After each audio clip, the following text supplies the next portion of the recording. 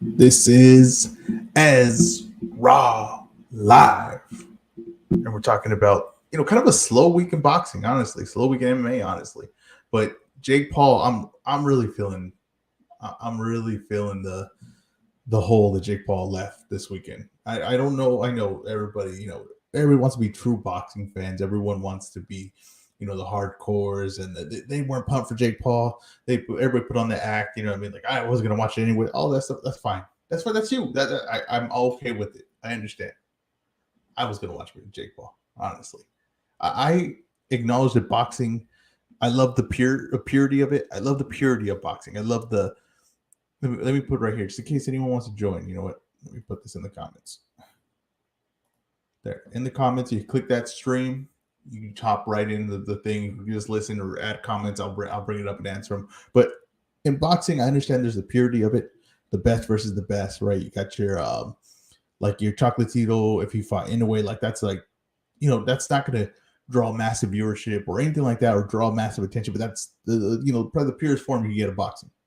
But I understand also the event of boxing and how much I love the event of boxing, right? The giant, massive events. That's what the sport is built on. It's these massive events that generate all this buzz. That's what I love boxing for. I love those moments. So I could take both. I could take the purest point of view of it, but I could also take just the event point of view of it. And that's what Jake Paul's going to be. He's going to be a massive event, and I want to see that. I want to see the massive events like that. And I think that Jake Paul takes the sport seriously. So it's not like just like any one of these YouTube guys that does it and fights another YouTuber. No, it's a guy that takes the sport seriously. I can't get mad about that either. If you get attention and you take the sport seriously, I'm not gonna get mad at you. I wanted to see him fight Hassan Rahman. I wanted to see that happen. I was leaning kind of Hassan Rahman's way because it was Jake Paul giving away all the advantages that he kind of needed going into a fight, right? Where he had somewhat like would get guys where he was somehow could be more experienced than them. He would be bigger than all the guys. He'd be, younger than all the guys. He took away all those advantages for his fight. That's why it was so interesting. Like, that's why it was, to me, one of the most interesting fights you could possibly make. It was the most stunning, to me, fight you could make, where I was like, I don't get why this happened. When they first announced that Hassan Rahman was going to replace him, Junior was going to replace him, I just didn't get it because I was like, there's no buzz around that. Like, that name does nothing for no one. But then I kind of understood the storyline they were going to go with it and build, and it was working. And I was like, yeah, like that'd be crazy if he pulls this win off, right? He's beating a legit heavyweight with legit experience, and it's just there was nothing you could really say at the end of that fight where you're gonna be like, oh no, Jake Paul did this. It's like, wait, he did what? He fought a guy that with experience who is heavier than him, with the amateur background, and only has one loss and is still young in his prime. Like, what could you walk away from that and be like, oh no, that's not good enough for me? No, you couldn't do it. You couldn't do it. So that's why I was interested in that fight. I was very interested in that fight. And it's, to be honest with you, Hassan Rahman pulled out. Hassan Rahman, to me, ducked that fight. He had no interest of going through with this fight. And I know that because I was in a space the other day with his manager, and she pointed out that he was the reason that he was pushing to change the weight a week before the fight. I understand the game they were going to play. I understand it. They were trying to see, they're throwing a massive event. They need me to come in, so I'm gonna be. The closer we get to the event, the more I could throw my weight around, literally, and that's what he tried to do. But Showtime, Jake Paul, the commission, we're all ready for this. They all kind of expected this because I thought it was. To me, I wasn't sure that Hassan Rahman could get down to 200 pounds. I thought that was ridiculous. I guess they agreed to 205. That seemed more doable. Still was going to be, to me, like a struggle for him. But he pulled a stunt where he wanted to get the weight change right before the fight. They were ready for it. They canceled it. They didn't let the event get further along, right? Spend more money on, weigh-in, press conference, all that. They didn't let that happen. They had to do this. Rahman really screwed up his payday, whether he really wanted to do that or not. Maybe the pressure got to him. And that's a real thing. Like what Jake Paul's talking about, he understands that. He understands that they use that against you. That the pressure, I'm just saying this right now. I trained boxing for say, sparring professionals, stuff like, say 7 years, trained it for 8 to 9 years, but 7 years of sparring professionals and stuff like that. If you tell me oh, you're gonna go fight Jake Paul, right? You're gonna go fight Jake Paul in 2 months. I had to go get ready for it. The nerve is gonna be there because I'm I don't want to get embarrassed by Jake Paul. My whole life will be turned into a meme. I don't want that to happen, right? So that is added pressure, and Jake Paul's using that on you. So I really think that these guys, as they get closer, it gets in their head like, oh damn, I don't want to become a meme. I don't want everything that I work for to become just a meme or a highlight for this guy. And he uses that to really break you down mentally. I really hate when a guy says, I have nothing to lose in this fight. It's like, how do you have nothing to lose? What have you been working on your whole life? If this guy knocks you out, he kind of proves that, that everything you're working on, he took it all away. So yes, of course you have something to lose. You always have something to lose. These guys get in there with Jake Paul, they have a lot to lose. And pride's a major thing of it. And I know that Rahman, as he got closer, I'm sure he made me feel confident, but there is a little thing in the back of your head where it's like, hey, if this guy knocks me out like Woodley, I'm never going to recover from this. I'm never going to recover from this. I know that adds up on you. Okay, I'm a guy that's been in the ring before. I know those pressures and how your mind works, and especially when it's a guy like Jake Paul and he's just a Disney kid, and the thing that Jake Paul is genius is he leans into everything. Like everybody needs to learn about this. We had this thing happen with Virgil Ortiz, right, this weekend, and it was a guy who's a reporter, Twitter reporter. He's a reporter, right? Let's just say he's a reporter, and he had speculated that maybe Virgil Ortiz couldn't make weight his last fight, and the sickness that he had gotten and come down with, it was due to him trying to cut to make weight. No, it wasn't the only guy I heard say that. I've heard basically, boxing Twitter is a weird place, but these people are not journalists, so I guess it doesn't matter for them. But I heard a lot of people saying this, right? I heard a lot of people were speculating this. I don't think it's a ridiculous thing to speculate either. I really don't. But Virgil Ortiz took it. He didn't like it, right? He didn't like it, especially from this guy. And he said, hey, I'm not going to answer your questions. I don't respect the way you handled this. And okay, that's it. He said his piece and move on. Now, that's the way that went down. I have no problem with him not answering it. I have no problem being, choosing to be offended by it. That's fine. Now, I think that was an opportunity to maybe lean into it, right? Or maybe have back and forth with this guy, or he could have went in on him harder, or could have thing. But to me, I just think you gotta kind of use the media as your friend, almost in a way, even if they're not being friendly or they're not doing things right. Well, then go and attack them, or use that moment to get make it a bigger thing, right? Make it a bigger story, or you could have really got that guy if you really felt a certain way about it. You could have really went after him, right? And then had it back and forth with it about it. You choose not to whatever one direction. The thing is, Jake Paul would never do that. Yeah, Jake Paul would literally never do that. Jake Paul would have used that moment and it would create a viral moment. He would have went back and forth and argued with them, yelled at them, all these things. And if I'm the reporter, I would have went right back with them on it. It would have been a beautiful moment that for both guys, honestly. It would have been. And that's what I'm saying, though. Just the things that you can learn from Jake Paul, he always leans into it. He's always using every moment to make it something else. There's always something, there's a controversy or another story or something else. It's always that. Jackson Storm. I feel like this is a message me privately, Jackson. I need to make sure you're a real person. Because Jackson Storm with the car picture, I can't see it. He put hello. I'm gonna chat back with him live. Let's do it. What do I put here? What do you want? Spelling all this wrong. To talk about. Just gotta make sure it's a real guy. I gotta filter this. So it's someone it's someone I don't know, and it's just a little suspicious. You know what I mean? Jackson Storm too. That doesn't sound like his real name. I'm gonna be honest with you. Jake brings out the trolls. I don't know. Does he? Does Jake bring out the trolls? I don't know that. I mean, he is a troll. I mean, in his own way. But I think there's a lot of trolls. I feel like trolls are just diehard fans for one side or another. Basically, is what a troll is now. I mean, let's see the private chat got a response. The recent Jake Paul dramas. Do I add him? All right, let's just see how this goes. Neg. I hate you. I hate you so much. I knew it. I hate him so much. I apologize for that. Obviously, I don't know who the hell that is. It's probably like a 14-year-old kid. He's got a lot of time on his hands. He's probably like, this is a grown man talking in a room to a computer to himself. He's got a lot of time on his hands. Jake Paul does bring out the trolls. You're right. You were proven right. Like a minute left. A minute later, you were proven right. That was beautiful. That was beautiful by you, Frank. Ah, damn it! I hate that they got to me. I hate that they got me. You think she responded too, though? He responded. He said he put the recent Jake Paul dramas. Like that seemed legit to me. I'm not gonna lie. That comment seemed legit to me. It pisses me off so much. But let's get back to it. Just Jake Paul is just everything that he does, and he makes everything a story. And even like this fight not happening is still a story. But I think the hole it left in this boxing week, which is boxing, the schedule has been basically story after story. Every week it's led to headlines. I always talk about this, like MMA is not or UFC especially. It's the way it's structured doesn't lead to a lot of times a lot of things to debate or talk about. See, in boxing, there's so much boxing business and all that it leads to a lot of things to talk about. Even though everybody hates boxing business and they feel like, oh, we don't get the fights we want because people get in the way and all that, the politics of it.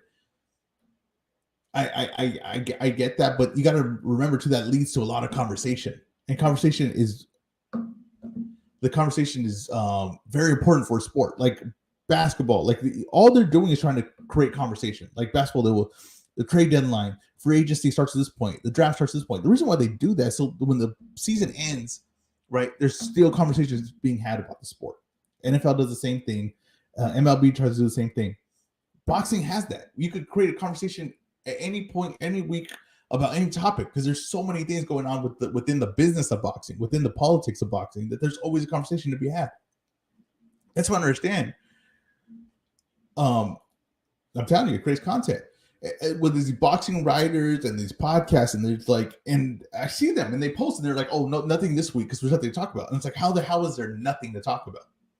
What are you talking about? There's always something to talk about in boxing.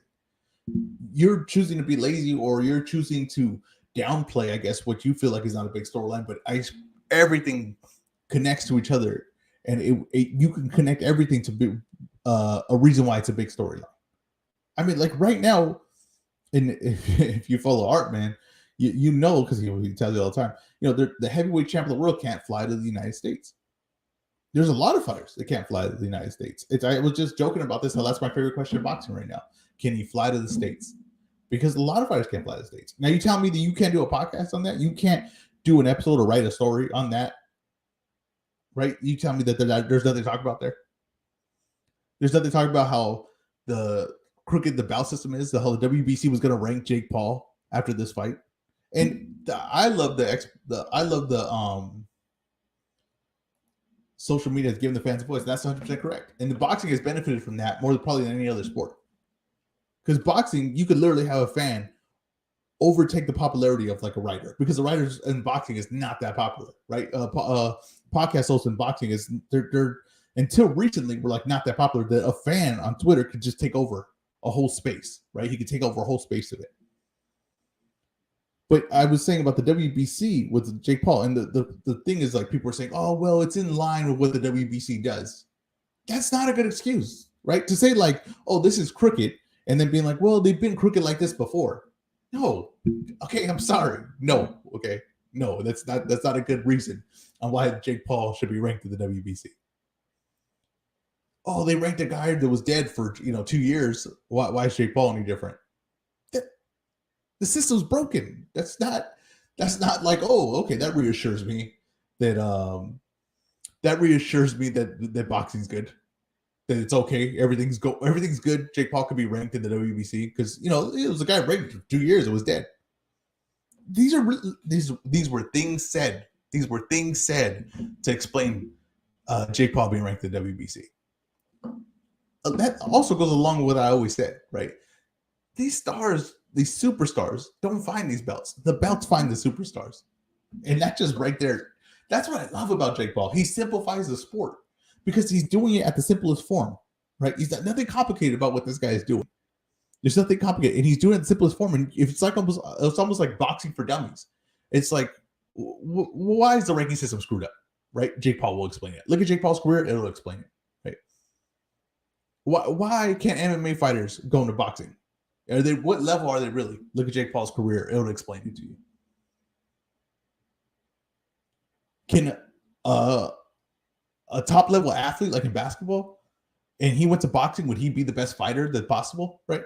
Look at Jake Paul's career. It'll explain it to you. I love what Jake Paul does because it just simplifies the sport, honestly. It simplifies the sport. at the simplest form so you can understand it. Look at Ali's setback. I see Ali once in a while. He asks ridiculous questions, but he gets in on he gets in with everybody. But he has some pretty ridiculous questions. I think he asked Tank if he could fight anyway. I just really think that. I mean, I can't blame him. He just has a camera in front of you, and he just got to think, I guess, on the fly. But I mean, I don't know. That's a ridiculous question. But I guess he just like, if I ask this and Tank gives me an interesting answer, that's views. I mean, this guy knows the business. He's been doing it for a while, right? So to me, that's a ridiculous question. That's a dumb question. I wouldn't ask that, but that's what this guy's doing. I want to point out too, like, I had a troll on here, right? And he said some things that it's unforgivable, right? But I don't think I folded. I don't think I got shaken up too much. I think I rode that like a wave. I got to be honest with you. I'm kind of impressed with myself on that one. Pissed off that I let it happen. It won't happen again. I can promise you that. But yeah, I think we're smooth sailing on that bad boy. But we got fights this weekend. I'm just telling you, I'm a little disappointed that Jake Paul's not fighting. That if it's just me, if I'm the only one that wants to say it out loud, then I'll say it out loud. It'll be just me. But I'm disappointed. I wanted to see Jake Paul fight. I tell you one thing that sets up Jake Paul and Nate Diaz nicely. Nate Diaz has his last fight in the UFC coming up against Khamzat Chimaev. And if he fights, and he's probably going to lose that fight if we're all honest. Let's see here. He says an athlete can cross over into different sports to be successful as long as they are physically gifted. No, I don't 100% buy that. I don't 100% buy that. Now, there are, like I said, a guy like Bo Jackson is a freak of freaks, right? So I'm not going to say I could doubt anything he could do, but boxing, boxing or MMA and all those sports, they don't really relate to like football or basketball. They just don't. And I've seen a lot of high level athletes in other sports come to boxing or MMA and all this and not be any good. And I'm sure they could get to like a credible point where they look respectable. I mean, I'm not saying that, but I'm just saying, like, if you're telling me, right, like Earl Spence, and you got like I don't know, Reggie Bush. Let's say I'm just trying to get off the top of my head. Reggie Bush or just any top athlete, Saquon Barkley, and they both started boxing at the same time. Are you telling me that Saquon Barkley will be better than him at boxing? Because I don't believe that. I believe that usually what I'm seeing is the highest level of the sport. My boy Frank's joining. What up, Frank? Hey, what's up? You go easy, right? Easy, bro. Yes, sir. What do you think about everything going on right now? What do you think about this right here, about sport, about athlete crossing over? What do you think? Like, if Saquon Barkley started boxing, right, maybe at an early age, you would guarantee that he could be a world champion? There's no guarantee. Guarantee. Exactly. There's no guarantee in any sport, especially boxing. But I'm saying a high level athlete like that. Do you? Because I don't think that. To me, I think so. What I think it is people think in their heads that if Saquon Barkley boxed, he'd be one of the best boxers in the world right now. Right? If he started at a young age, I really think people believe that. And I don't believe that. I think that's nonsense. I think that boxing is much different than any other sport. Kind of doesn't relate to it anyway. The movement doesn't relate to any other sport. Like, as far as we're talking baseball, basketball, right, football, they don't relate. It doesn't relate. Well, so you can't tell me. Go ahead. But here's how you shut them down. I mean, just when you said that, the first thing that popped in my mind was the creation of the UFC. That's what it was intended, was to see who the best fighter was. It was jiu-jitsu versus wrestling. There was no weight classes, no rules, because that's ultimately what people want to see, you know. So, but they've never been able to come over to boxing. Yeah, that's the thing. And yeah, that's a good example. It's like, you know, you have the high level athletes there, and it's not like they're coming to boxing and being like, oh, I could compete here. And they've thrown punches before. It's not like they've never thrown punches. It's not like when Conor McGregor fought Floyd. It's not like he was unaware of punches. He's thrown punches before. That's another thing that I had gotten a discussion with someone about was, oh, well, you know, Conor was used to throwing kicks. It's like, well, that's not true. Conor's been throwing punches. You know what I mean? Like he hits the pads. He spars with just hands. Like it's not like, oh goodness, it's like learning to walk, and, you know, I don't know. It's not that completely a drastic change of what he's already done. So I just know what people's mind think, and they think LeBron James, make him a boxer at a young age. He's the greatest boxer of all time. That's not a guarantee. It's not a guarantee that it won't happen, but it's not a guarantee that it will. I hate saying casual, but I think if you go to your magazine rack and you can get a belt, there's martial arts called. Do you remember? It's called Ring or Belt, the martial arts magazine, the No, mainstream I don't one. remember that one. No, no, Okay, no. well, there's several of them, just like Ring Magazine, UFC, and none of those people have ever come into boxing. If you look, the only successful one off the top of my head that I can think of is, I think, the guy who Bam fought, was a kickboxer, Muay Thai guy. Oh, he's a Muay Thai. Yeah, he's a Muay Thai fighter. Yeah. But it's similar in the sense they're still stand up. They're boxing. But he's probably the exception to the rule. Like most of those guys fail when they come to boxing. Like Yeah, exactly. honestly, a lot of kickboxers fail when they go to boxing. Yeah. I mean, if we're speaking of Jake Paul, he might fight. The rumors he's going to fight Andrew Tate. You ever heard of Andrew Tate? I think I've seen him on YouTube. I've seen his name come across. Andrew Tate is right now he's like just a talker. He's all about like masculinity and how we're losing that and everything. He's the alpha male guys. Yeah. He's top G. That's top G right there. And he's some level kickboxer, right? I got to really look into it. He was never I don't think K1 or anything like that, but he was a top level. He was a level somewhat a high level kickboxer. Mm-hmm. And there's rumors that he's going to fight Jake Paul. Now, I don't know how true those rumors are. It's just what I've heard. Okay. But he's probably going to get smoked by Jake Paul. I mean, that's just the honest truth of it. Because his punching, it's not going to be able to catch up to the level of what Jake Paul is. So he's playing catch up, and he's probably going to get beat up by Jake Paul. And it's going to be like, well, how the hell did he get beat up by Jake Paul? He's been kickboxing his whole life. But it's because they're not really the same sport at all. Right? The gift of throwing hands is much different than a gift of throwing kicks. And people, I think, want to relate those things. And that's what I told you. Jake Paul solves all these questions that we have. This guy kind of solves them. I told you, it's boxing for dumb. It's a beautiful thing. Let's see. That makes a lot of sense. Let's see. A physically gifted athlete with proper training can become champion in various sports, especially with the advanced techniques and training these days. I don't know what that means. I mean, the thing is, I know what he's trying to say, but no, I get what he's trying to say, but I think it's applicable. Yes, because the advances in training, the fighters we have right now have that. And the thing is, like Earl Spence, right? So, like, to me, that this is what it happens. And I think boxing fans do this too, is you think you're watching an inferior product. You really do. You think, right, in your head that you're watching guys that just couldn't make it another sport. And that's not the case. I can promise you that that's not the case. You're not watching guys that just couldn't make it another sport. You're watching the best boxers in the world. Now, of course, is there another guy that could have chose boxing and he would have been really good? Of course, there's always that. There's another guy that could have chose football and he could have been really good. Right. He didn't go that route. But you are watching the best of the best in boxing. I have no lack of confidence in every sport.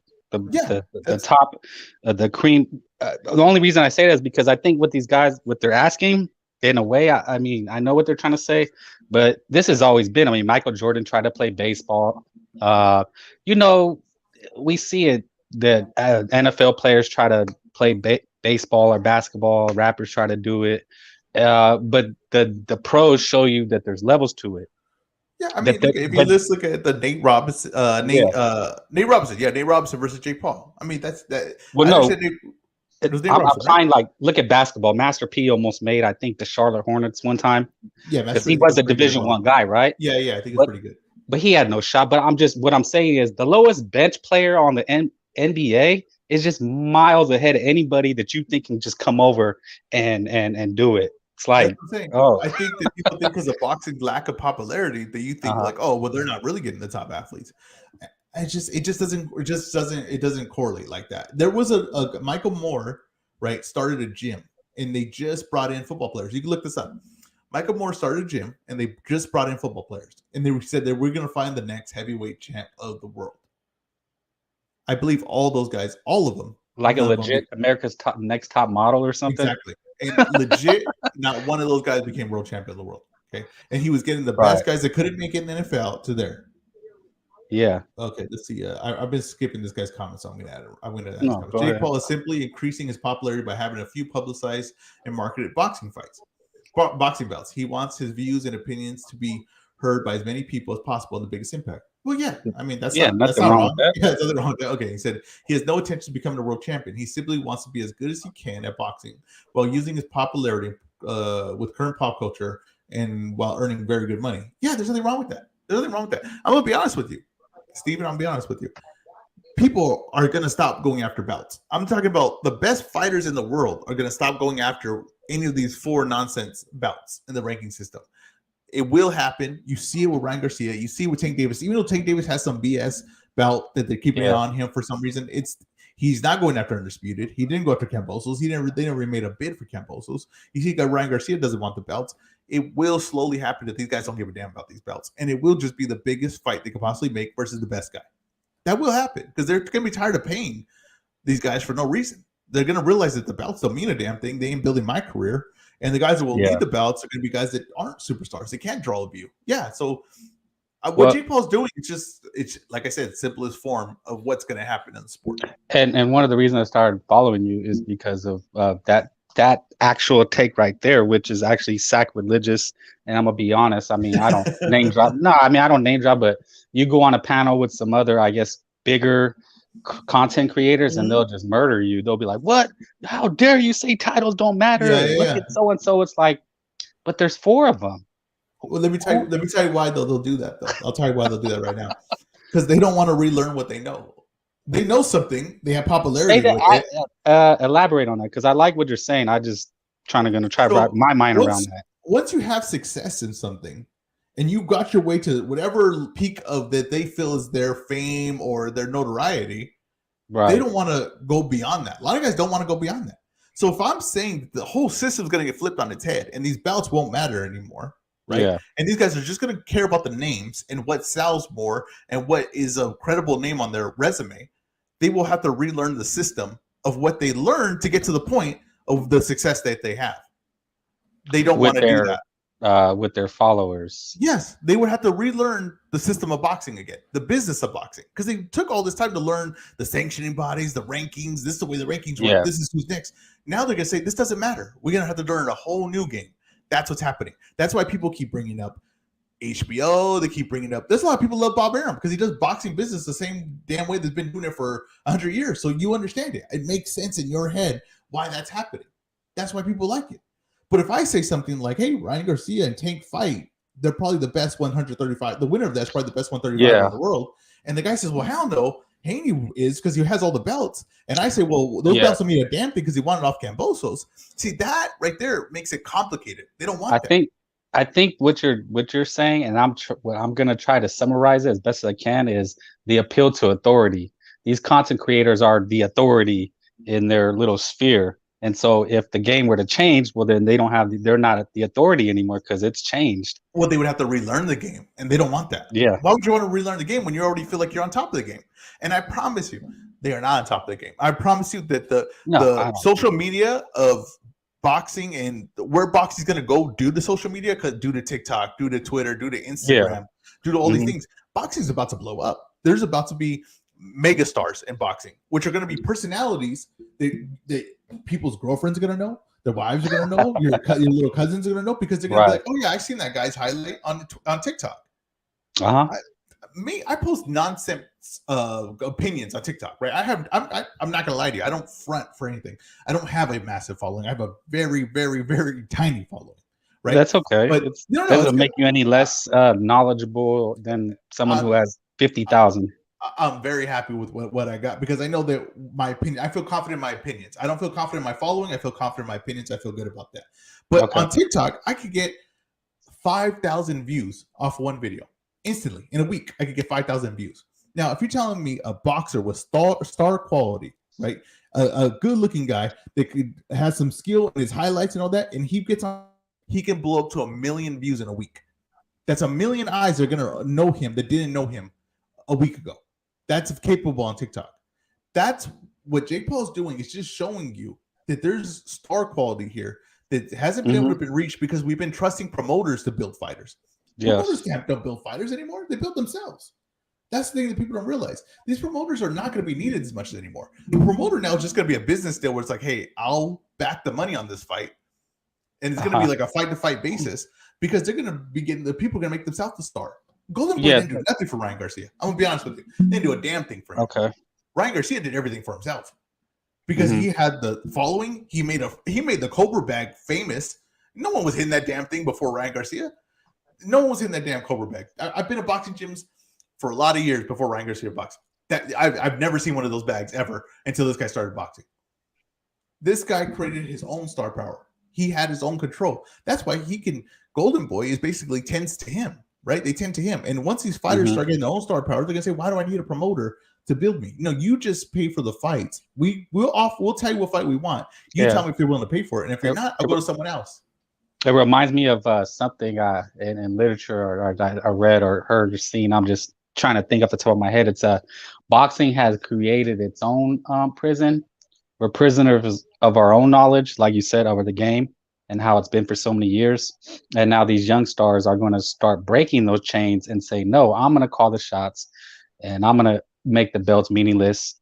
And then I think we would start to see bigger fights because say Ryan is at the top and everybody recognize him as the people's champ. Well, then he could say, no, you, Tank and Devin need to fight. You guys, that's when you're going to get me. Yeah, like Oscar was always the big prize, And he could make the calls without having one belt. Yeah. And it was like, I'm undisputed. What the hell's going on? Because that doesn't mean anything if you're winning it off of Kambosos. I'm sorry. Like Kambosos I know he had the belts, but that was circumstantial. Him having the belts. It was circumstantial. Yeah. He wasn't the best guy in the weight division. It never was. Even when he beat Teofimo, it wasn't, right? You need consistency. To be good, you have to be consistent. I look at these guys, I eliminate their best performance, eliminate their worst performance. That's who they are. The middle is what they are. I know. Well, I think all you need to know about that is that, yes, Devin is the champ. Okay, you can't take it away. He's undisputed. Okay, that's great. But who was at whose fight wanting to get who in the ring? Devin was at Ryan Garcia's fight. Exactly. That tells you all you need to know. That if you could walk into Devin's house, he probably has a poster of Ryan Garcia, and I know they'll lambaste me and go into the chat room and they'll want to crucify me. But what could you tell Devin? Yeah. Exactly. No, he has to come to you, Devin. You're the champ. It's never going to happen. It's never going to happen. It'll literally never work that way. And I want Devin to get his chance. Like I want him to get these fights and all that. And here's another thing. I think he eventually will. If Ryan said, "Hey, Devin, we're gonna make the biggest bag, but drop those damn belts," what do you think Devin's gonna do? He'll drop those belts. I guarantee he drops those belts. And I honestly think Ryan will pull that. I think that Ryan and Tank, whoever wins that fight between them, if that happens eventually, but whoever would win that could say that. They would say, "Drop those belts." Well, I don't give a damn about those belts. I don't give a damn about undisputed. Well, that's what Tank was telling Devin. Tank was telling Devin to drop the belts and let's fight. You drop the belts, we got to fight. I think that Devin Haney's in a good spot. I think he has Kambosos next. I think he fights Lomachenko after that. I know a lot of people don't feel like that's the fight's going to happen. I think he's going to fight Lomachenko after that. I think that's the fight that they're building towards. He'll be, if Top Rank can't get him signed, he'll be a free agent. And if he beats Lomachenko, he'll be a free agent if he still has the belts, whatever. But he'll beat Lomachenko. He'll have name notoriety. He'll be the biggest free agent at 135 with a mega fight with Tank Davis or a mega fight with Ryan Garcia. He'll be in an excellent position. Look, here's another thing about belts because Devin is undisputed, and again, I'm gonna say it every time. Preface it. Yes, Devin is undisputed. He deserves it. He's a good fighter, but think about this: Tank Davis is gonna fight again on pay-per-view, probably another whatever. Devin can't go do that. He's undisputed, but he couldn't go put on a pay-per-view against a nobody. So that tells you what a belt really means. The network executives are making the decisions. Exactly. Let's see. Steven said sanctioning bodies only exist because their relationship with the promoters. It's true. Fans who follow the sport properly have never needed fighters to hold multiple belts to know who the division best is. Yes, it's clear as day. Exactly, Steven. 100%. Exactly what we're saying. You do not need these belts. These belts are lying to you. You'll be surprised. I'm telling you. I put this on Twitter. People are. They worship those belts. They complain about the crooked of boxing, and then they worship the belts. They will complain, the crooked, and then the rankings make no sense. And then I tell them, hey, we don't need these belts anymore, and they will fight me tooth and nail. I think it too. Yeah, because I think in their weird, twisted logic, by me saying that Devin can't put on a pay-per-view right now and Tank can, well, you're discrediting Devin. No, I just said he's undisputed, but the real reality is what it is. And if Ryan Garcia said, "Hey, come make the most money you ever made, but you got to drop those belts," who wouldn't do that? Exactly.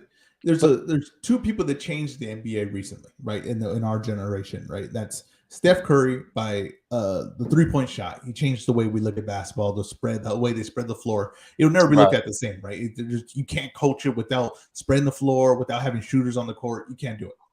Right. And there's another guy that changed the sport, and that's LeBron James, and he changed it, the business mentality of it. He created contract. He went to teams where he knew he would have success. He built a team around him everywhere he went.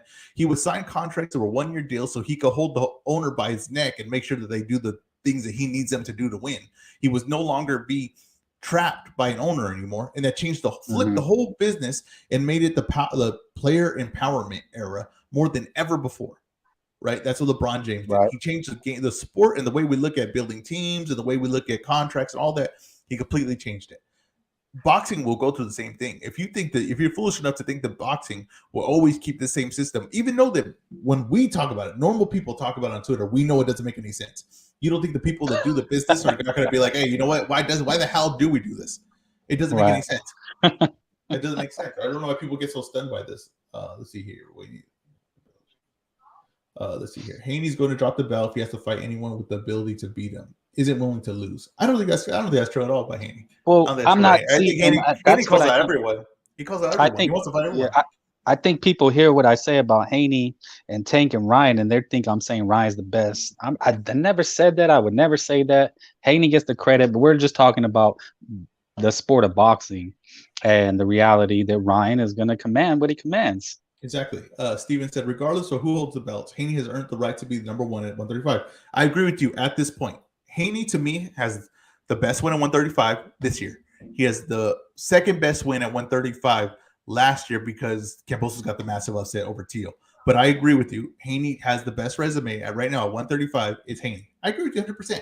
Now, if Tank and Ryan fight, the winner of that is going to surpass Haney with the best resume at 135. That's just the truth of it. That's just the truth of it. These examples are just to point out the ridiculousness of the belt system and why it just doesn't work. Let's see here. Jake Paul versus Nate Diaz. We're on the Jake Paul and Andrew Tate train as from Vivi. Yeah, I'm telling you, that top G versus Jake Paul. I think that has some selling power. I just think it'll be probably one of the most controversial builds up to a fight because they're going to ask Andrew Tate a bunch of political questions. They're going to like the answers you're going to get from this man. Let's see. Joker says Haney is going to say I can't make weight and move to 140 where you can cherry pick easy ass wins. There's no easy ass wins at 140. Okay, that's not true. He goes to 140. He has to fight guys like Josh Taylor, Teofimo Lopez, even a guy like Cepeda. Those aren't easy wins. That's tough wins on the resume. So that's not true. See, I'm saying right here, Joker. That's what I'm talking to you. This is what I'm talking about. These are things that you're biased toward against Haney, right? And you're gonna look at him in a certain way to look at him negatively. See, I don't do that. To me, I don't do that. I call down the middle, right? If I feel like he's cherry picking, I'll say he's cherry picking. If I feel like he's dodging someone, I'll say he's dodging someone. Haney hasn't dodged anyone since I've seen him box. Since Haney's only like 23 years old. He calls out everyone. He wants to fight everyone. He's not trying to get built or anything like that. No, he wants to go right now. He'll fight Lomachenko. He'll fight all these guys. He went to Australia and fought a guy in his country, and there was questionable whether we've seen robberies in Australia before. He will fight everyone. I'm not going to buy that he's afraid of anyone. He's not. Whether I think he's the best guy at 135, no, I don't personally. But it doesn't matter. I know that he'll fight everyone, and he'll find out. He would find out. Now, I think that Tank's team has protected him. I don't think they've given him the toughest competition. No, I don't. I don't think that. And I think Tank's the best guy at 135. I would ask the commenter to think about this. Whether or no belts, right? Because in the belt system, just to kind of simplify it, Haney wants to go to 140, right? He has about 40 opponents to choose from. That's the way it looks like. Take Teofimo, right? With the belts, he can go get ranked by fighting a non-ranked Pedro Campos, right? Like, that's insane.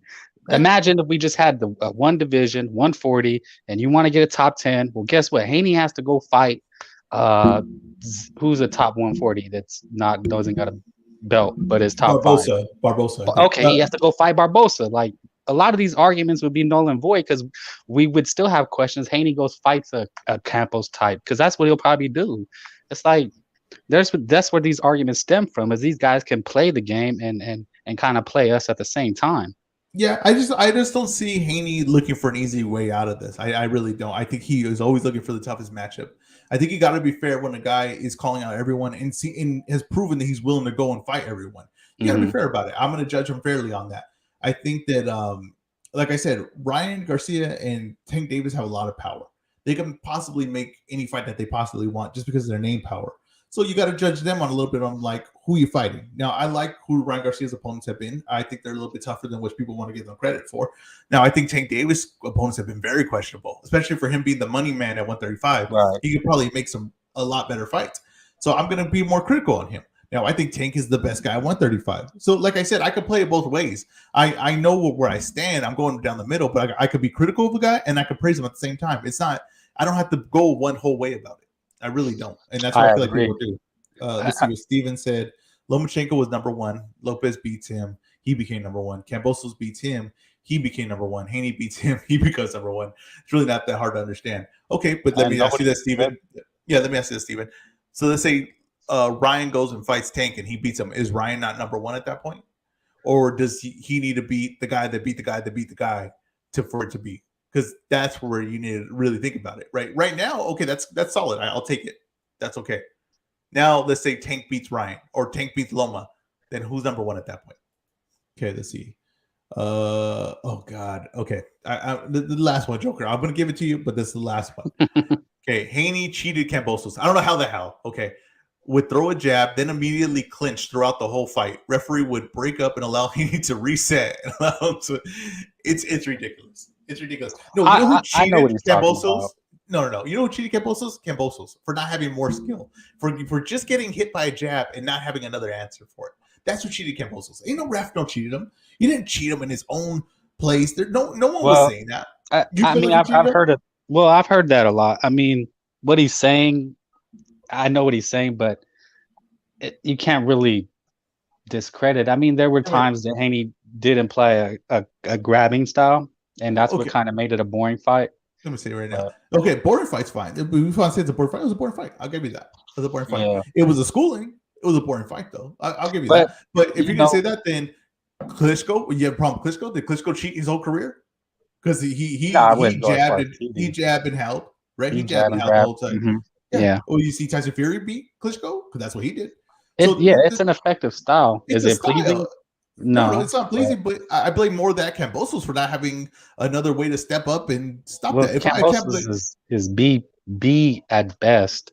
Exactly. B minus. So Haney proved that. That's it. We move past that. He didn't cheat him. Mm-hmm. He just beat him. He applied what he was good at, and Kambosos couldn't match it. And Haney said, "Okay, I'll keep doing this for 12 rounds."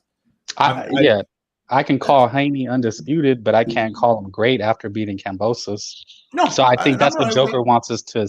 He just doesn't want guys like him. I mean, they just don't want us to say Haney's the greatest, and I'm not saying that.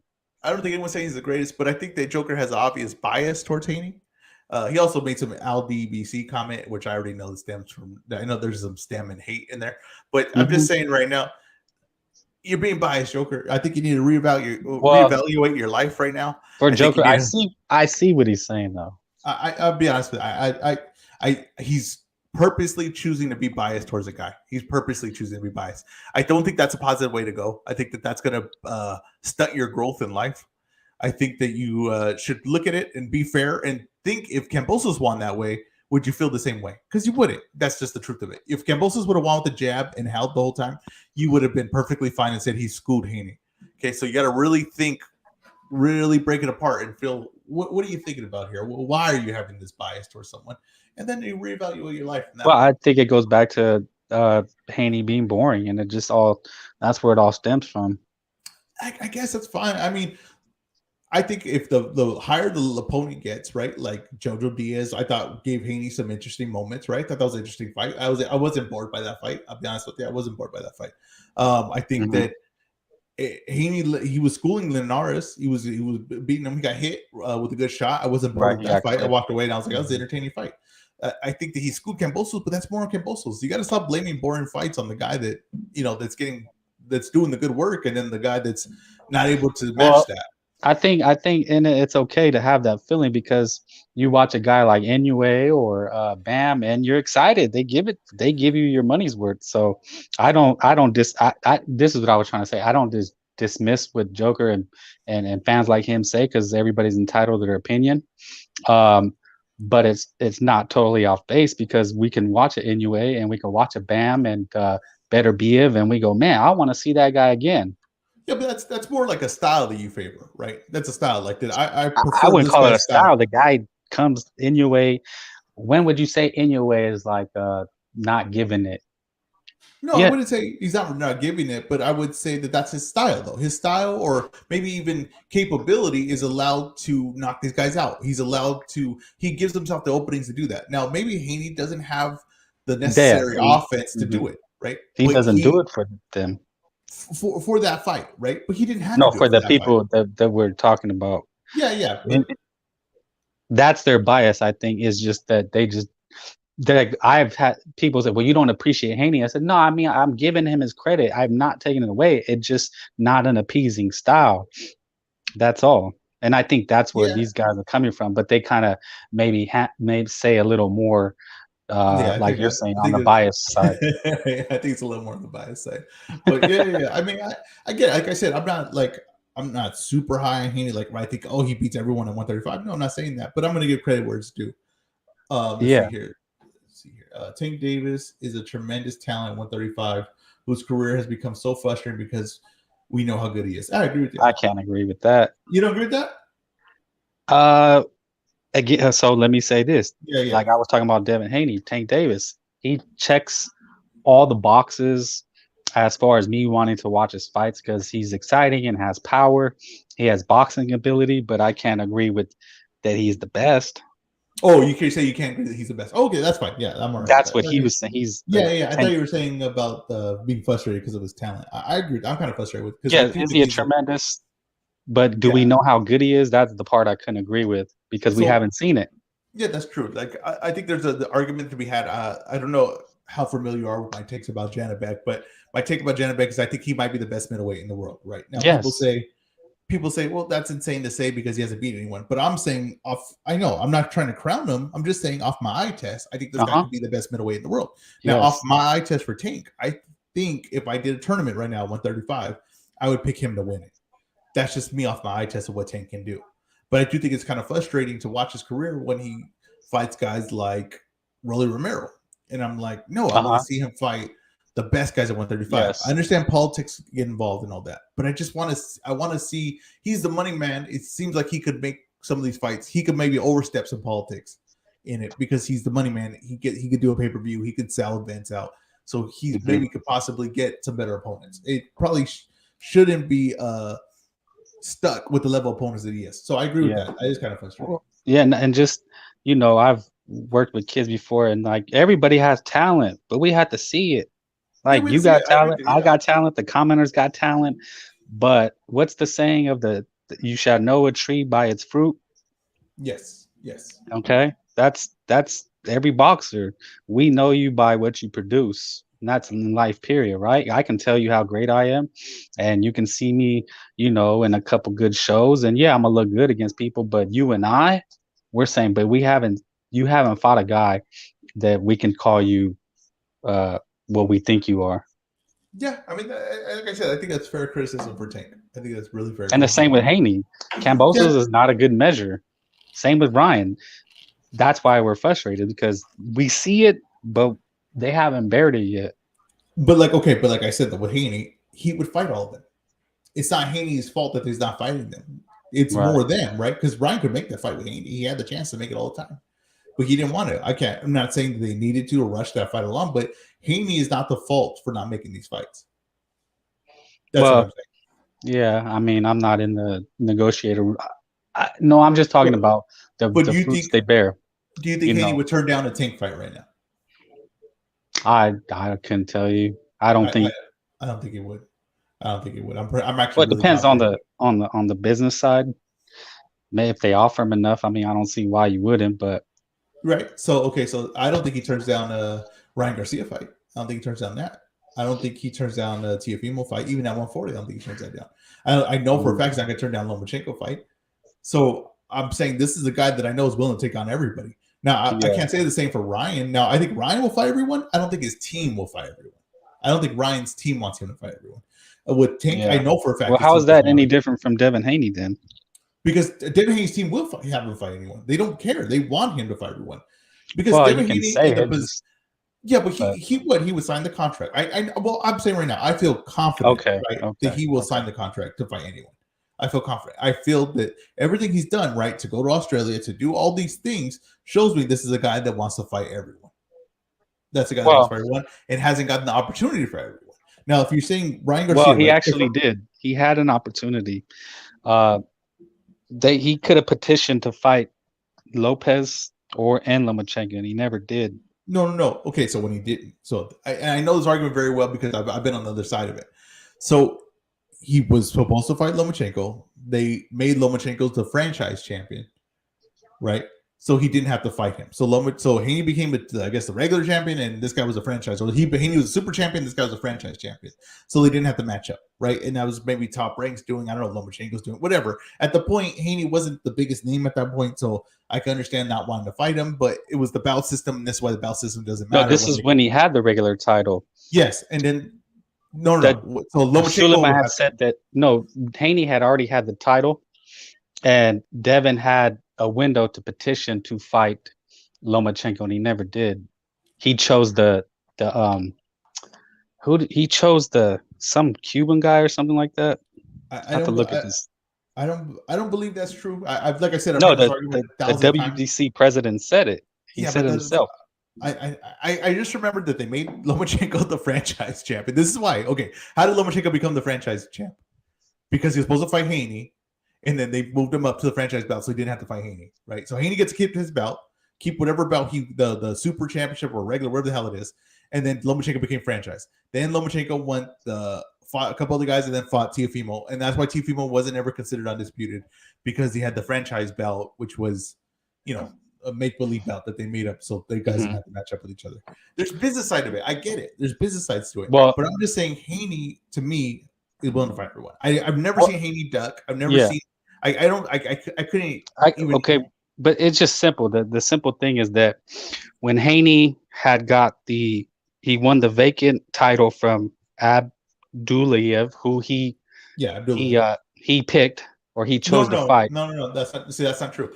What happened was they made Lomachenko. Yeah, there was a tournament, right? There was a tournament. There was a tournament, but Lomachenko became the franchise champ, and then that's why Haney fought Abdullayev, right? When he got the whatever belt, they emailed him, and then they fought each other for the belt. That's what happened. So it wasn't him saying like, "Oh no, I'm choosing to fight this guy over Lomachenko." No, Lomachenko fight was never going to happen because WBC worked out a deal with Lomachenko, so he keep the belts, which basically Top Rank worked it out for him, so they didn't have to fight him. So the reason why they probably don't want to fight Haney is because he was high risk, low reward at that point. No one really knew Haney at that point. You weren't going to get a massive fight with him at that point. And if he beats you, he's a tough fighter. If he beats you, what do you gain for that? It's a massive loss. Okay. And if you beat him, what happens? Easy. I'm just telling you from what I looked into and really looking into it and seeing different sources and reading different articles. I read a few articles, and the article, it's just an easy brass tacks. There's really no way to cut it. Devin Haney, when he got the vacant strap, it was an interim. Okay, it says interim. That's how they have it. He could have. It's just brass tacks. He could have put in to fight Lomachenko, and that's all the president said is that he never asked to do it. He chose Alfredo Santiago. So it's just as simple as his putting in the paperwork to fight Lomachenko. Now, where people get whether Lomachenko does it or not, is just the W president said he never asked to fight Lomachenko and he never asked to fight Lopez. He could have done it by putting in the paperwork to at least attempt to force it, but he never did that. Okay, so let's just say Haney puts in the paperwork, right, to fight Lomachenko, right? When they could have fought already because he was his mandatory, right? And then they franchised him. They franchised Lomachenko. But when he was mandatory, they said no, they franchised Lomachenko.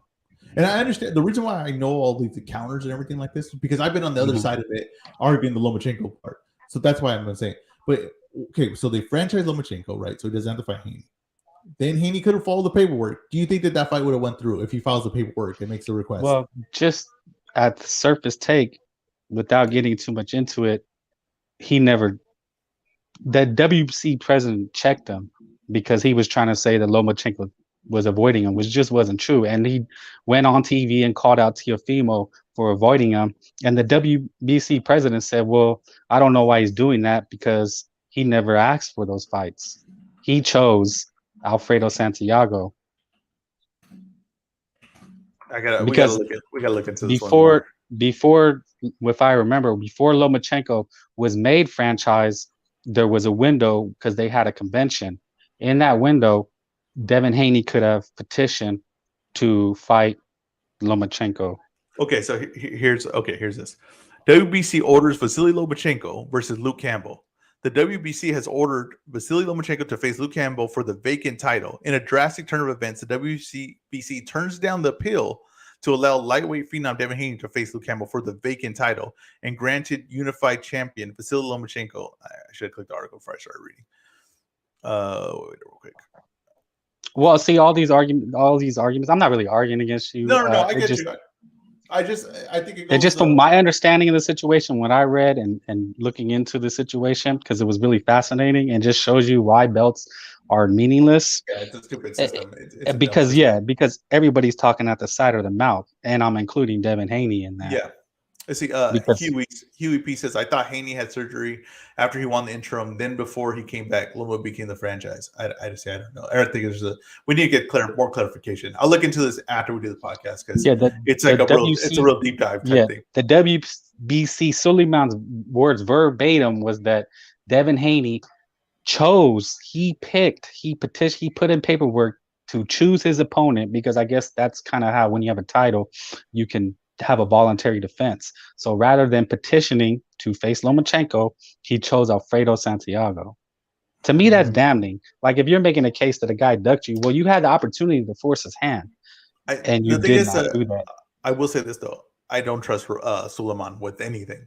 So I don't care. I don't care what he says. This is a guy that said that he worked with the guy that just runs MTK, Kinahan. He was like, he's great for the sport. He's amazing. Right. He literally came out of the way. No one asked him for this. He came out and said, Kinahan's great for the sport. We can't wait to work with him. All these good things.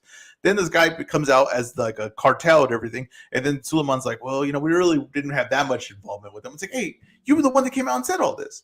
Like, no one asked you to do this, so I don't trust that guy too much. But like I said, I gotta look into it more. It's one of the more things like a deep dive, and I don't think we're probably not gonna settle it here. It really needs a deep dive, because you have to look at the dates of the articles and who's saying what, when, and where.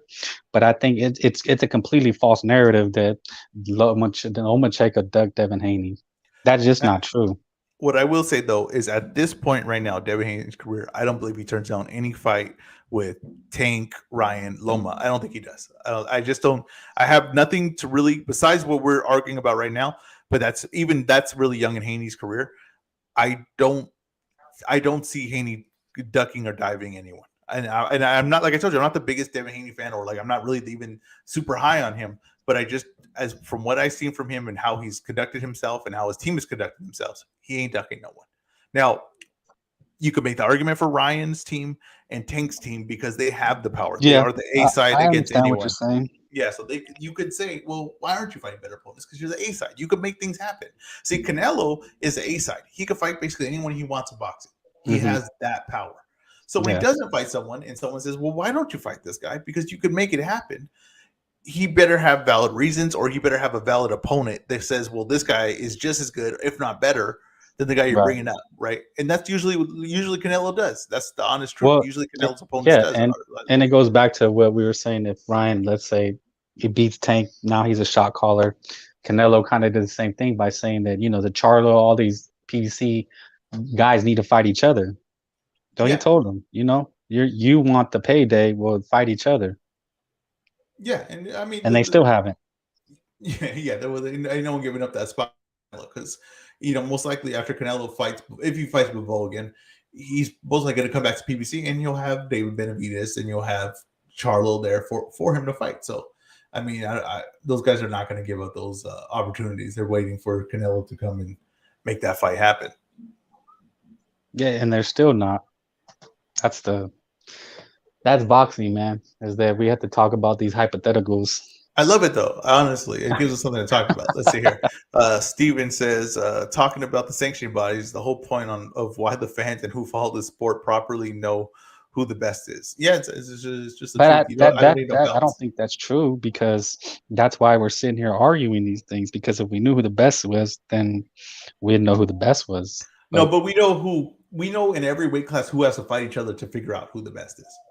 I think that's not saying no who the doubt. best is. No, but you could. I'm saying we know we could settle it though, right? Like I could settle 135 right now by just putting a tournament right now of Lomachenko-Haney and Mm-hmm. Ryan and Tank. I know that. I don't need no bouts involved at all to know that those guys are the 4 top guys. Now, right now you have 118 pounds. You have Inoue. He has 3 belts. There's another man named Butler who has 1 belt. I don't need Inoue to fight Butler to prove to me that Inoue is the best guy at 118 pounds. I just don't. He doesn't need undisputed. He doesn't need that because I know he's the best guy at 118. He's beaten all the tough competition. Now, Butler got the belt because another guy couldn't make weight or had a bunch of BS, Casemiro, right? And he got the belt fighting another guy that wasn't a top level, to me, at the top of that weight class. He wasn't a top guy. So, to me, Butler winning that doesn't mean, oh, suddenly he's in competition with Inoue for the best guy at 118. No, that's not the case. Yeah, no, I see what you're saying in that aspect. I thought I was taking it literally where he said we know who the best is. No. Yeah, I get what he's saying. He's saying like we could figure it out by when they fight each other. Jesus M says Joyce versus Parker should be good. How do you feel about that fight? Me? I don't think any guy's the guy, so it's a whatever fight for me. I'm kind of in the same boat as you. I like Joe Joyce on this, but I like Joe Joyce in that fight. I lean him heavy in that fight. But I think Joe Joyce. First of all, I think he's Joe Joyce is like almost 40 years old. I think he's past his prime right now. Yeah. Right? I think he needs the top guys now. And I think that Joseph Parker is a middle of the pack guy. He's been the middle of the pack guy his whole career. And I mean, one guy's 30 already, one guy's 36. Yeah, and I'm telling you, but I'm really high on Joe Joyce. I think Joe Joyce is good. He's one of the rare guys where his best quality is his chin. His chin is his best quality about him. And go ahead. Do you think any one of these guys is going to be the guy? He could. I think Joe Joyce could literally be the guy. It has to happen soon, but I think Joe Joyce could literally be the guy. Usyk, Fury.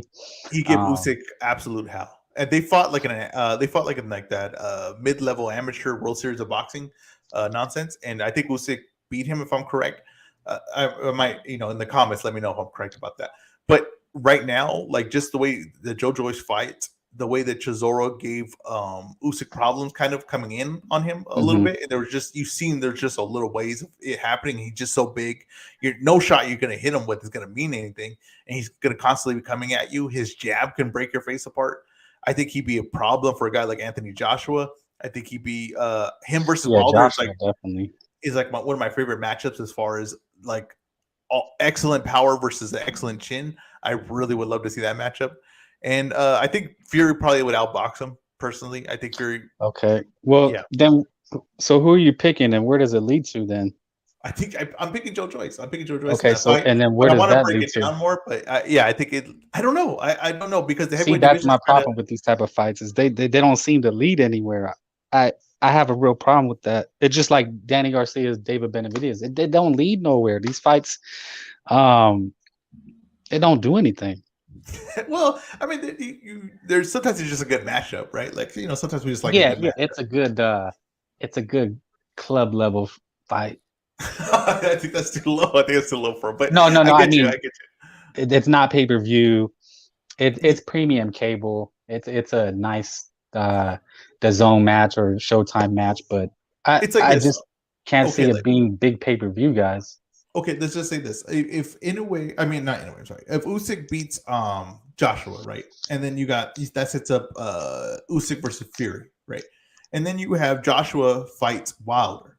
Now, most likely those guys are not going to be the best. The winner of that will not be the best guy in the world. There's probably not even a necessarily direction after that fight where to go. It's just a big fight. It's just an entertaining fight. It's just a massive fight. It's just a Wilder Joshua.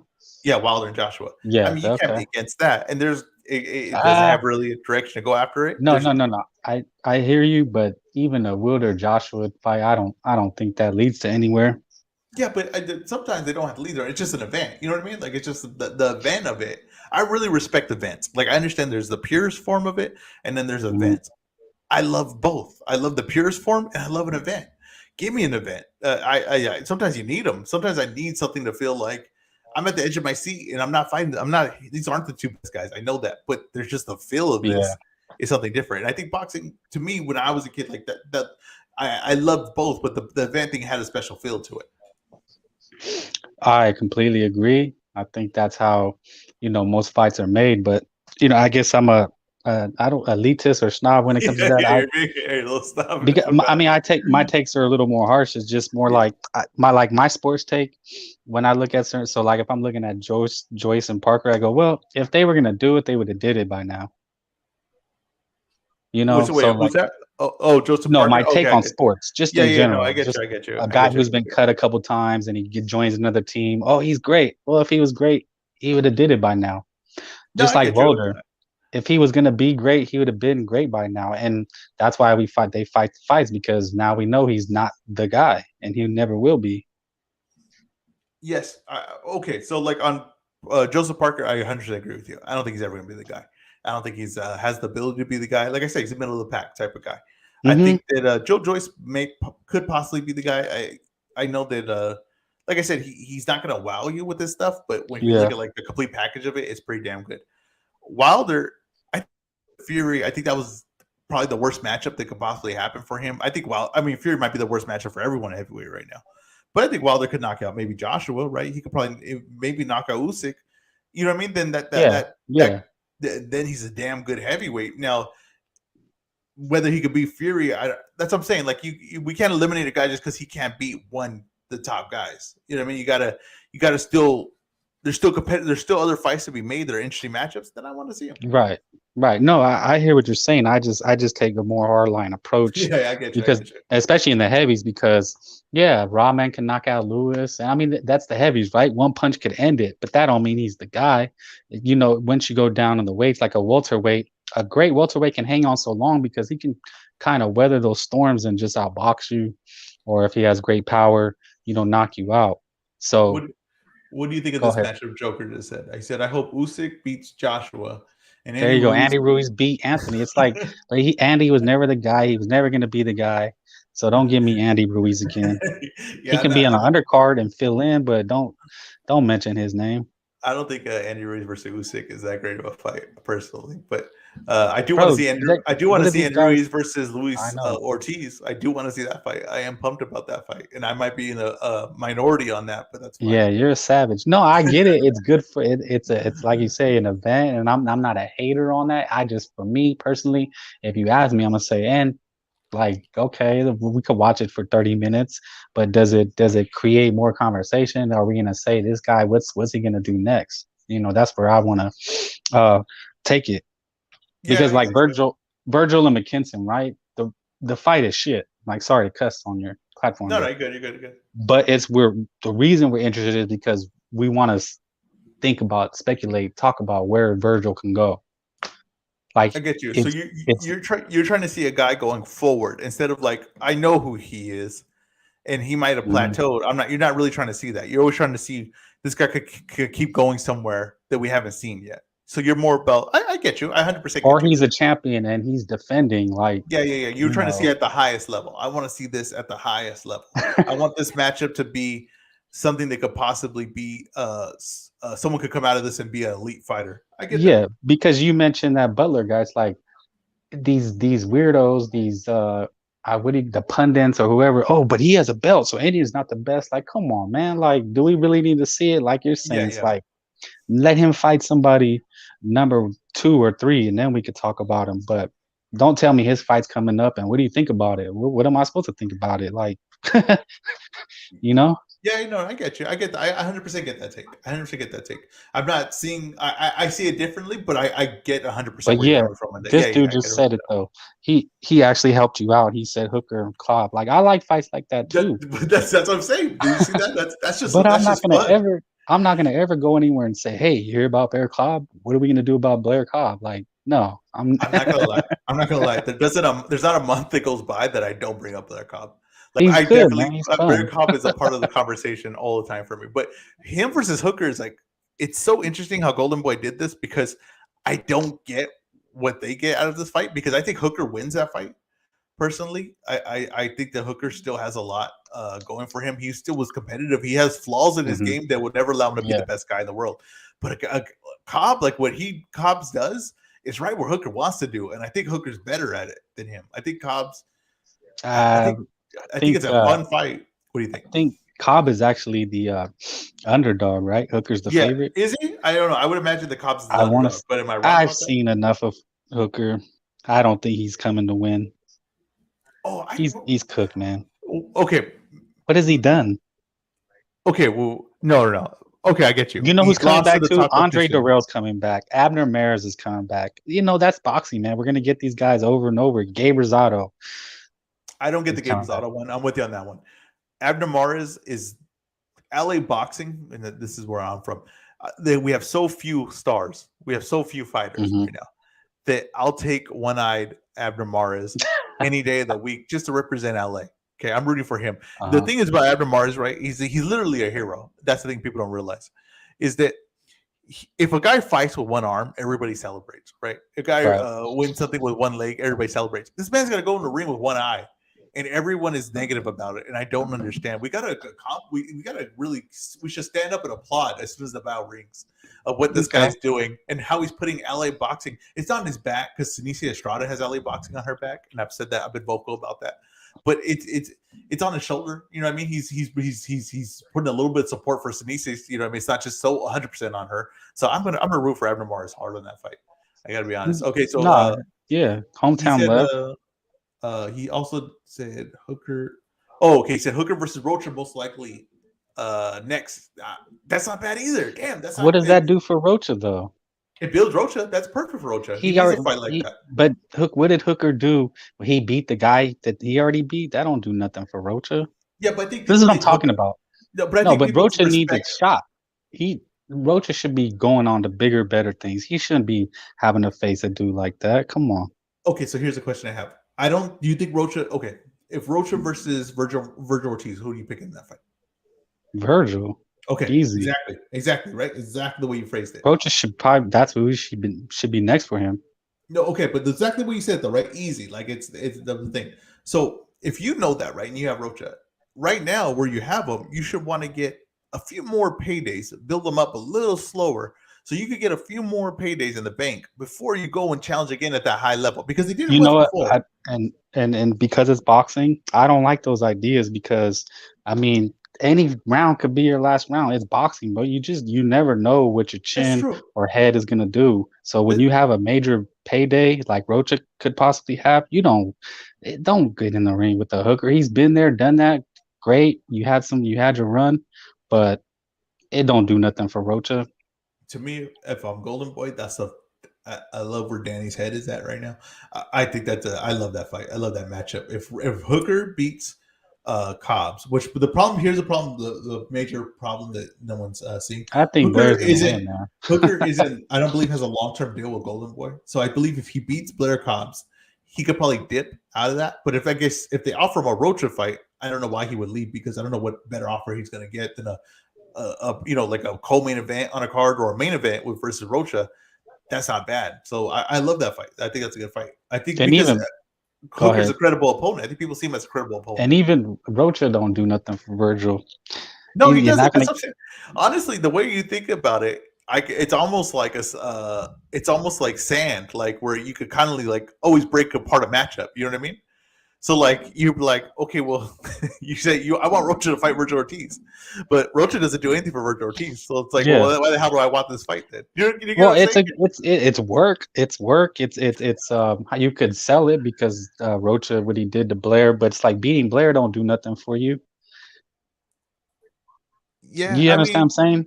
Okay, well, I think Rocha beating Blair did a lot for him. I think he's back to being relevant because he beat Blair. And I think right. But between you and I, in a real boxing conversation, we can't say, "Oh, yeah, beating Blair answered a lot of questions."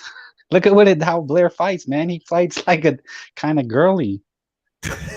Why girly? He swings like when you watch those World Star, he fights a little like that. He could get a little out of control. He could get a little out of control with it. But but I'm saying but sometimes you gotta to me, Blair brings attention, and I thought that was a perfect spot for them, where it brought perfect attention, and Blair had a few viral moments even going into that fight. Yeah. But let me stop you real quick, because it just occurred to me, like you said, Hooker to Rocha and then Rocha to Virgil. But that's what I'm saying. What would Virgil do to Blair Cobb? He would split him in half, dude. Yeah, like really see that in your mind's eye. So that's why for Rocha, it's like if you have that opportunity, don't fight. Like, what would Virgil do to Hooker? It'd be ugly. No, well, I mean, they fought already, but That's yeah, why he these he fights beat him. don't do anything. But what I'm saying is, that you gotta. Okay, well, first of all, though, if we look at it that way, then we only be able to make like 3 fights in boxing. You got to be able to chain them together, right? But it makes sense to me if Hooker beats Blair, right, and then you'll be like, okay, he's beyond. Blair's done probably at that level, and then Hooker's back. He's got that win, and it's probably an entertaining win. It's the way those guys fight. Then you got Rocha with an entertaining style, and you're like, Hooker's a credible opponent. He was actually in tough with Ramirez. He was actually in tough with Virgil. He just wasn't at that level. But Rocha, we don't really know what level he's at, right? So, okay, he fights Hooker. Yeah. It's a measuring stick for Virgil Ortiz. Now, let's say Rocha fights Hooker and he takes him out in 4 rounds. Then he could be like, well, I beat him better than Virgil beat him.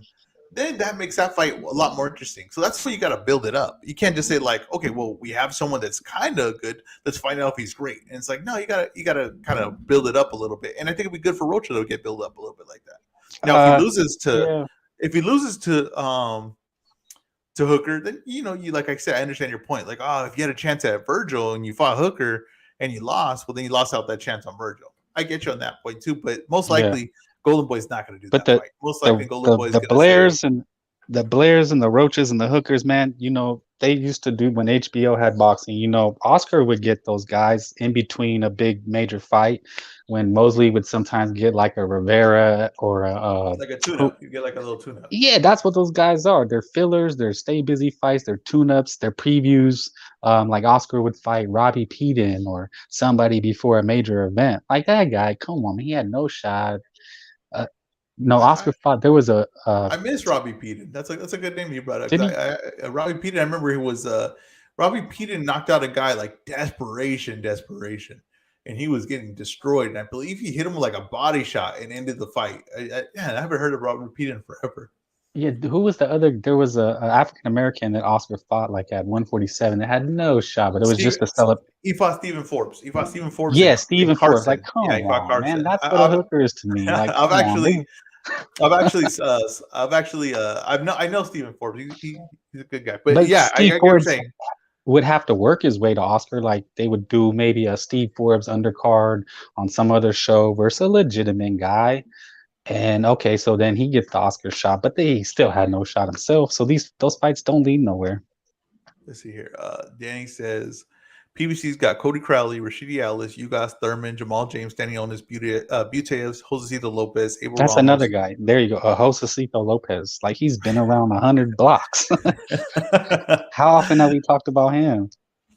Yeah, I mean, I'm pretty much. I think I sold all my stock on Josecito Lopez at this point. No, but do you see though? Okay, but you see the stable that he's talking about here that they have at PBC.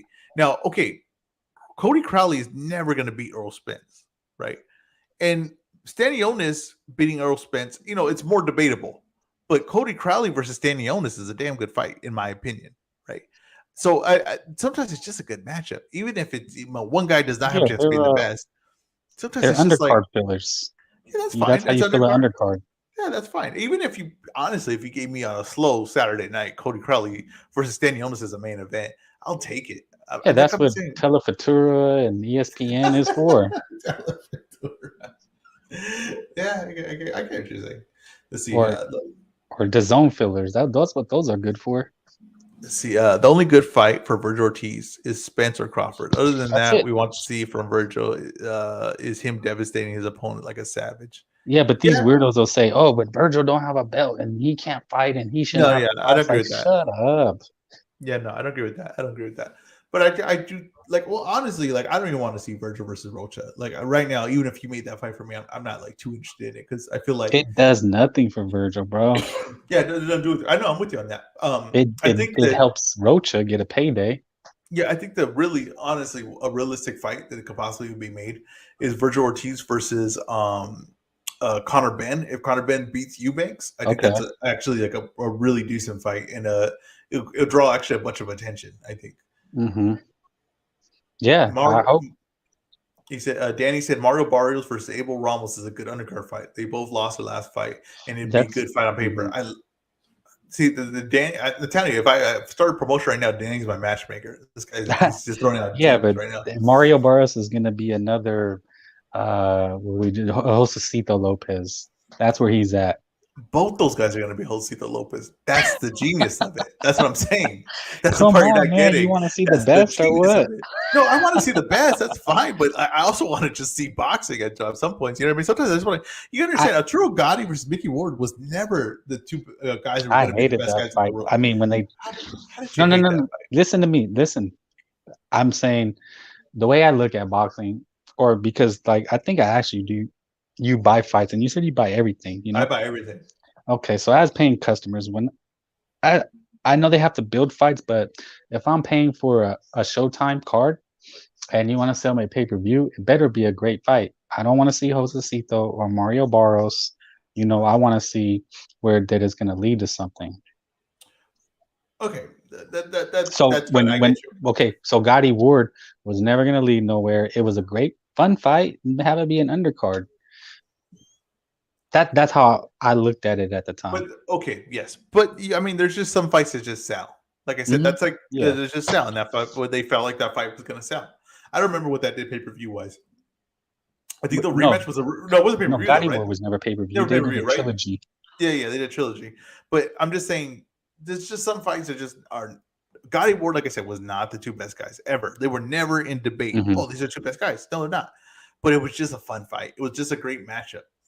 And and that's what you get. And honestly, with Mario Barros and Abel Ramos, it can easily turn into that, right? Because it's equal matchmaking. That's just good matchmaking. And that's what I'm saying. That I'm never against good matchmaking. I'll never be against that. I think good matchmaking is, and I don't mind that. And that like yes, I agree. But if it's on ESPN on a Friday night and they're just trying to build young prospects, so they throw that fight as the main event, but we get to see all the prospects, I'm okay with that. But I don't want to see it on the premium networks where it takes away from a meaningful fight. Yeah, I mean, yeah, I don't know if ever like something takes away from a meaningful fight. I feel like if there's money to be have it, we'll see the fight. I never thought like I know a lot of people were like, oh, Jake Paul got canceled. Now use that money towards Crawford and Spence. And I was like, is that what you guys thought that money was going to? Like, did you think like, oh, we cashed out on this and we could make this fight? No, that's not the way that worked. So yeah, I don't know. I don't feel like any fight takes away from another fight. But like I said, I get exactly where you're coming from. I get like you want it to mean something. You want when this fight to end, you want it to mean something. And sometimes I don't mind if a fight doesn't mean anything. I'll be honest with you, because I come like I said I'll watch Jake Paul fight. I'll watch as an undercard, as a Saturday afternoon fight. I don't mind. Well, I mean, yeah, but I'm saying, but I was going to pay for Jake Paul. I'll watch. There's going to be some YouTube fight on DAZN like in a few weeks. I'm going to watch every fight on that card. Like I just am. If two bums fight right now outside my house, I'm going to glance at it. I'm just gonna watch good. I'm just gonna watch a fight. Like I'm just a fight fan. If two guys fight, I'm gonna watch it. Yeah, who's on the undercard of McKinson Ortiz? Because I think there is some meaningful fights. No, well, there's Cobbs and which is not meaningful, but it's that there. That's where it belongs because it's on the and undercard. Then there's I have it right here. Exactly what I said. Marlon Esparza versus Eva Guzman. Esparza, well, it's for I guess WBA. It's Oscar's new. Well, they're with Oscar, but yeah.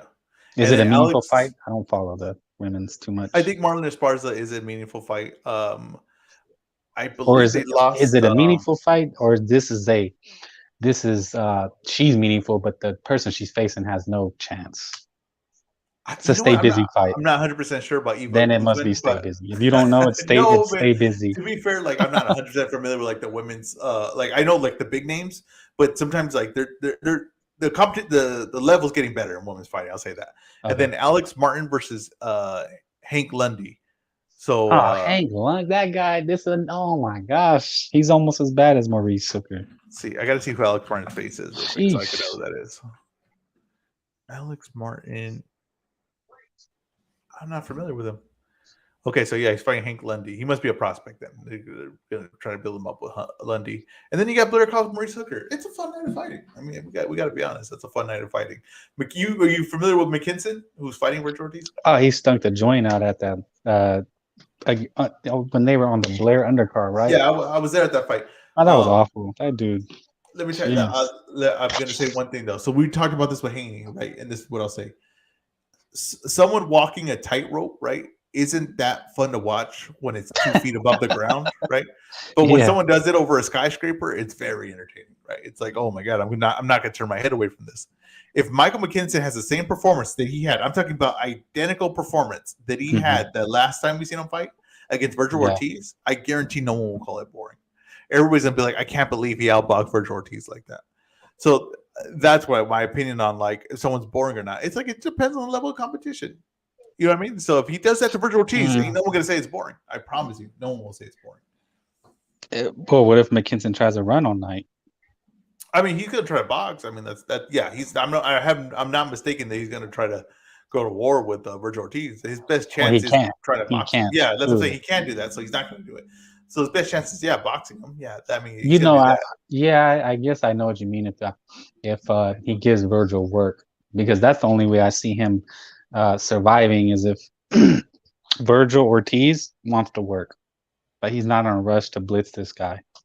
Yeah, honestly, I think Virgil Ortiz is going to get him out of there. I think Virgil Ortiz, because you know what people have is the automatic mind of like a guy that could box must be better skilled than the guy that's coming forward. Like that's just your people's automatic mind. Who would say that? It's just sometimes like if you see like like sometimes you get a guy that's a come forward fighter, right? Like I'm trying to think of Chavez. Let's say Chavez, right? You got a come forward fighter, and then you get a guy that boxes. Sometimes it's just easy to categorize them, right? Like this guy's a brawler and this guy's a boxer. So you assume that the boxers, nonsense. Just people, just people say that. So I think McKinson is people are going to say like, oh, his legs are really good, right? I actually think Virgil Ortiz's legs are better. I think his legs are more explosive. I think he could cut angles a lot faster than McKinson, right? I don't think McKinson has I think McKinson could move around the ring, but I don't think he's explosive. I'm gonna tell you, legs are overrated, and here's why. If anybody's, for those listening, for you, go watch Acelino Freitas versus Diego Corrales, and that'll tell you all you need to know. Because Popo was a soccer player, he could have ran for days, but man, it has its limits when you're facing a guy that can apply pressure and punch. Yeah, when you can apply it correctly. But I also think that just Virgil Ortiz's legs are just because he comes forward. I think we assume that he doesn't like. Oh, he's going to have a hard time trapping this guy. And I think Virgil Ortiz's legs are more explosive. I think he's faster with his feet and legs than McKinson is going backwards. So I think that you're going to see an athletic difference in what Virgil Ortiz can do than what McKinson could do. So it's not just like, oh, he's going to apply pressure and he's going to hit him with power shots. No, I think his legs are going to be better too. So I think McKinson's going to be in a world of trouble when Virgil Ortiz is able to get to him quickly and turn angles on him quickly when he's moving around. Well, yeah, you describing that, what I see McKinson, he leaves his hands down, which is going to be a problem because a lot of times guys with that style, they have to have their hands down, to be that quick and elusive. He likes to be slick. He likes to feel slick in there. But Virgil, I mean, like you're saying, Virgil, he punches from distance. Yeah. I don't think people respect that about him. Like you're saying, he's not a way more. Yeah, he's way more skilled than when people. The way I feel people talk about him, he's way more skilled than that. He's very technical. You look at a guy like Berlanga because Virgil has 18 fights, 18 knockouts. So yeah, maybe they think he's a Berlanga, but what separates Virgil from, I'm gonna even say Boots Ennis, right? Virgil's deceptive because you think he's like a chop. He's like coming in, but he's not. He's looking to catch you there was the perfect example. Tito Trinidad was devastating because he hit you like at the end of his punch. Yeah, exactly. Tito would catch you at the end of it. The most devastating knockout is when you catch a guy at the end of the punch. Yeah, exactly. Like a whip. You turn like a whip. Yeah, you turn it over. You have to. It's called in punching. Boxing. You turn your punch over, where you kind of use the wrist, like it's almost like punching with your wrist. It's just a technique you work on. Yeah. And that's how Virgil uses it. Yeah, so I'm really high on Virgil. I really like it. I like everything I see from him, and I think that he's he's gonna show. I think he's gonna show a lot this fight. I think it's gonna be a real eye opening Yeah. performance. Like Boots is in and out. If you ever watch Boots Ennis, he's I like Boots. an in and out guy. Yeah. I think Boots is a lot more too. I think Boots is honestly, I kind of consider Boots more of a pressure guy too as well, because I think that he counters you, but he counters you a lot. But he sets his counters up by putting pressure on you and forcing you to try to punch to get him off you, and then he's good at countering that. So he forces you to open up his counters. In Boots Ennis, I don't really see an identity. I don't really see an identity. Like I see an identity in Virgil. But just watching Virgil, he's a Terminator. He's like a better Bia, dude. He's looking to catch you at the end of his punches. I think Boots might be one of the best. I think when Crawford and Spence leave 147, and if Boots stays however long he stays at 147, he's probably going to reign for a while. Now, I think him and Virgil Ortiz is going to build up to a big fight. I think those are those two rivals, but I don't really see anyone beating Boots. I think Virgil Ortiz is going to have the best shot at it. But he's gonna run everyone not named Crawford or Spence. And like I say, Virgil's on the other side of the street. So let me make a prediction for you. Then you know what you're gonna be seeing is Meldrick Taylor versus Julio Cesar Chavez. That's how it's gonna look. Boots will probably outbeat him, but slowly but surely, like I'm saying, because Virgil is he is trying to catch you at the end. The thing is with Boots though is that he hits like really he has good power. He has good power. So you're not going to be able to just. To me, Virgil's going to have to bring out his technical side, which I know he has. He's going to have to be more technical in that fight if they match up. It's got to be way more technical. Yeah, well, that's exactly how it's going to look. Is Meldrick Taylor, Chavez, Julio Cesar? Yeah, is a guy. You know, Chavez is getting beat, but the damage is going to accumulate. The thing is, though, is that if Virgil's getting beat in that fight and he's getting hit consistently, I don't see him making it to the round, making it to the end of the fight like how Chavez did. I think that it would really, with Boots, you're going to really have to show your master class. I just really think that. I think that guy has great timing. To me, what I look for a fighter, like a lot of things I look for is, and maybe people look different. I look for your balance. I look for your timing and your placement, like your distance you keep. And Boots, at 147, for everything I've seen, he'd be a problem. Like honestly, he'd be a problem for Crawford and Spence right now. He would. I mean, that's just the truth of it. I think that possibly they could beat him because they're at that high level that he is too, and maybe they have more experience. That he hasn't really met those challenges yet.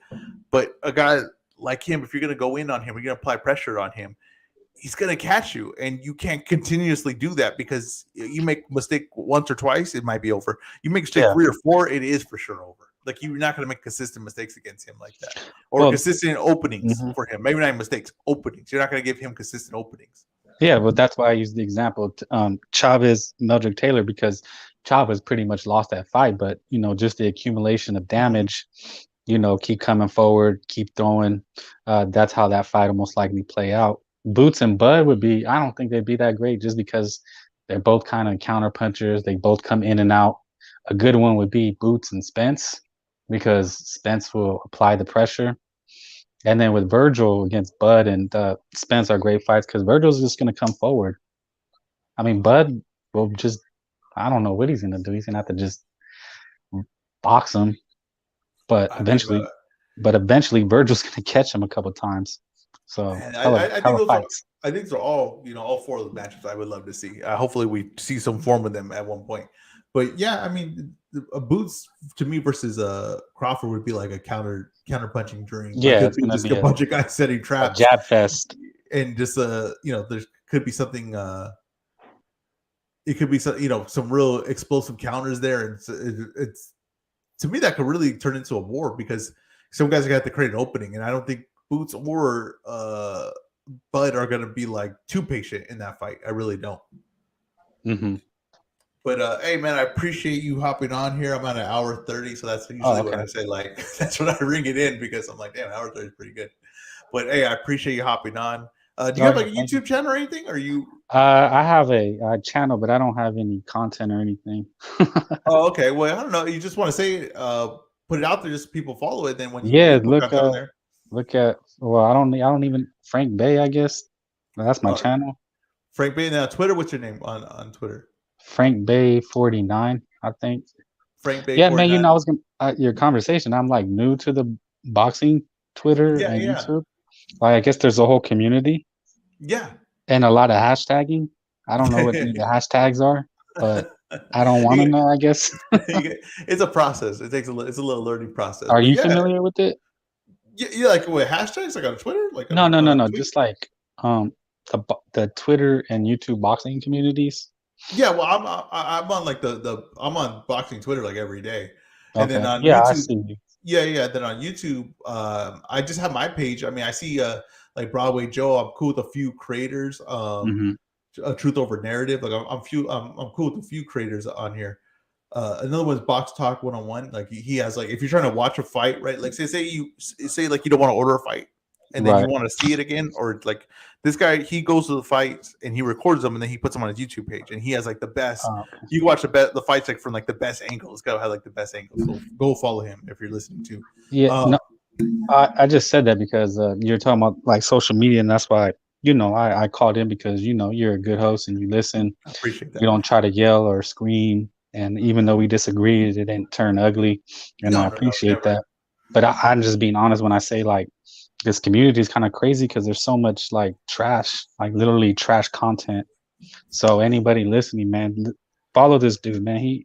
He's got a good head. I mean, no, that didn't come out right. Pause. No, but I get you. No, I get you. No. I appreciate that, man. Yeah, no, I definitely. I'm not one to be like, oh, people create rivals and stuff over it. No, I would never do that. But it sucks because there's just so much trash, and I think that hurts boxing because this is really where boxing is such a niche sport that boxing fans can come and try to get information. But if you have all this trash out there, it just really hurts the sport. So I hope dudes like you keep pushing, man. Man, I appreciate it. Yeah, and man, I tell you, anytime you want to come on. I honestly like, even if I disagree with you, I'm learning something. Like I'm honestly, I don't feel like, oh no, I'm not trying to hear this guy. No. Like you exactly what you explained and everything. I took something from it, and I'm like, okay, I see this point of view, and it makes sense to me. So that's why I don't get mad about it, because I'm like, if someone has a different point of view, they're just seeing it differently than I'm seeing it. And that means they're seeing something that I'm missing too. I'm seeing something that I'm not seeing. And I want to hear all that. And I want to hear all the point of views. That's why I even like Joker, I don't 100% agree with everything his takes. And kind of feel like leaning one way. I did. I understand what he's talking about. I've heard it before. So, I feel like there's just a little bit of excessive stuff. But like I said, I'll if you put comment on here, everything, I'll answer. I'll talk to you. If you want to anyone wants to hop on here, you can hop on here. That's just what my page is. I really enjoy doing this, and I enjoy talking to you today, man. All right, I appreciate it. Thank you. Catch you guys later. Bye. Thank you.